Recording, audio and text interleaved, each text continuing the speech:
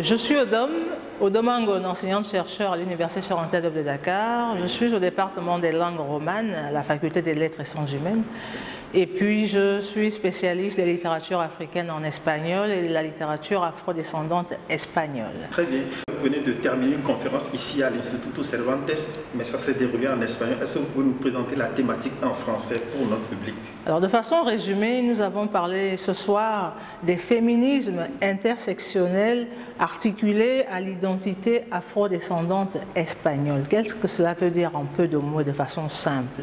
Le féminisme, on le sait que c'est un mouvement politique, on va dire un courant politique, en faveur de l'égalité des hommes et des femmes, entre autres.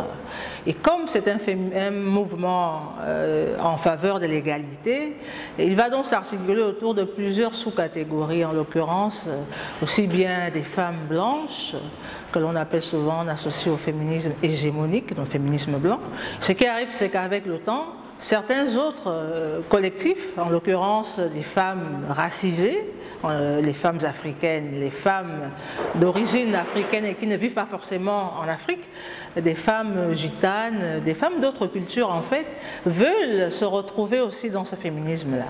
Donc elles vont articuler un discours autour de plusieurs sous-groupes pour que l'on reconnaisse aussi leurs particularités. Et donc, le féminisme intersectionnel, comme son nom l'indique, articule l'ensemble des oppressions, donc des inégalités systémiques, dont sont victimes des femmes qui se retrouvent à la croisée de plusieurs identités.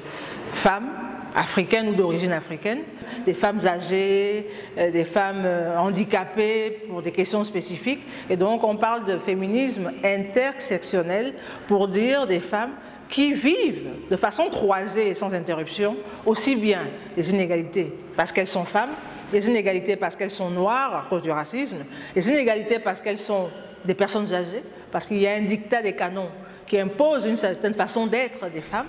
Et donc, toutes ces personnes qui se sentent en marge de la norme dominantes vont donc créer des chapelles spécifiques pour que leurs voix soient aussi entendues.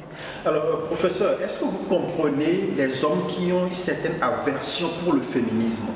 Je pense que je ne peux pas naturellement les comprendre. Ce que je comprends, c'est que ces hommes ne veulent simplement pas interroger leurs privilèges. Lorsqu'on a grandi dans un environnement où tout nous est dû, il est tout à fait logique finalement, pour des questions égocentriques, de ne pas remettre en cause des droits à l'origine de privilèges en réalité. Parce que si l'on questionne le patriarcat, c'est un mécanisme de contrôle des corps construit comme féminin et qui promeut une prétention de supériorité vis-à-vis des femmes. Donc ce sont des hommes qui vont donc être bénéficiés et qui vont vivre un peu de façon privilégiée. Et je peux comprendre que quelqu'un qui a toujours vécu dans un contexte qui lui est favorable ne veuille pas remettre en cause ces privilèges-là.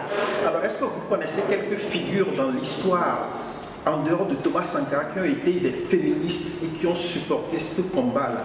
Des hommes africains? Oui, les hommes. Bon, je veux citer un exemple simple. Aujourd'hui, il y a un Congolais connu, un médecin, un gynécologue, le docteur Denis Mukwege.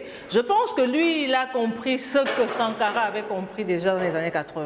Il y a tellement, nous avons besoin d'hommes. Comment ne pas penser le féminisme en pensant aux hommes, puisque les hommes sont nos alliés.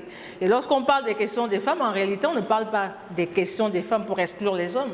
On parle des questions d'une communauté de personnes qui a été invisibilisée dans l'histoire à tout point de vue et qui voudrait juste revendiquer. En fait, je voudrais le souligner, ce qui est assez curieux dans la question du patriarcat, en fait, c'est qu'on oublie plusieurs fois qu'en Afrique, le patriarcat est un héritage colonial en réalité.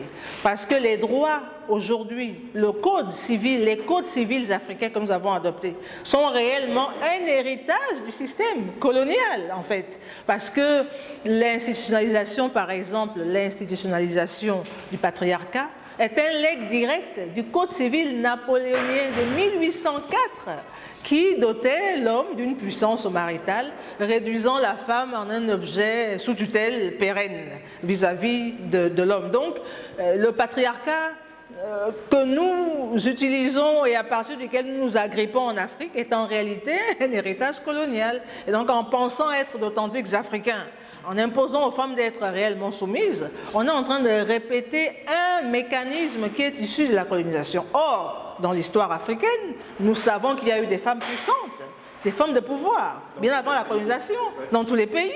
Et c'est curieux qu'aujourd'hui, on veuille réduire toutes les femmes africaines à un modèle de soumission qui ne serait pas capable de la moindre initiative. Moi, je trouve que c'est dommage de lire l'histoire de cette façon-là. Professeur, vous diriez que dire que le féminisme est un concept occidental relève de l'ignorance?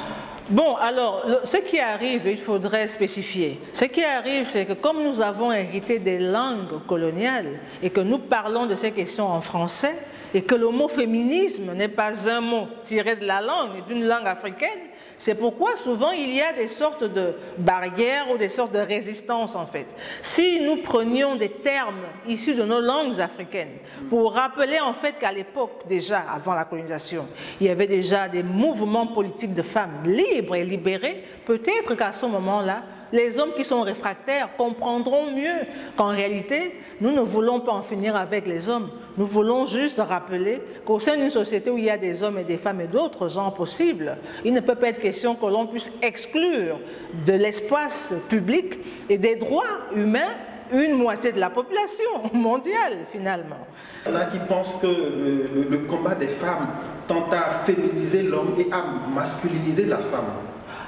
Alors, ce sont encore une fois des mécanismes de déstabilisation et surtout des mécanismes de refus pour ne pas qu'il y ait dialogue réellement. Parce que lorsque je prends des exemples banals, les références de femmes africaines qui se sont battues pour les droits des femmes en Afrique. Je prends l'exemple, par exemple, au Sénégal, puisque je suis au Sénégal.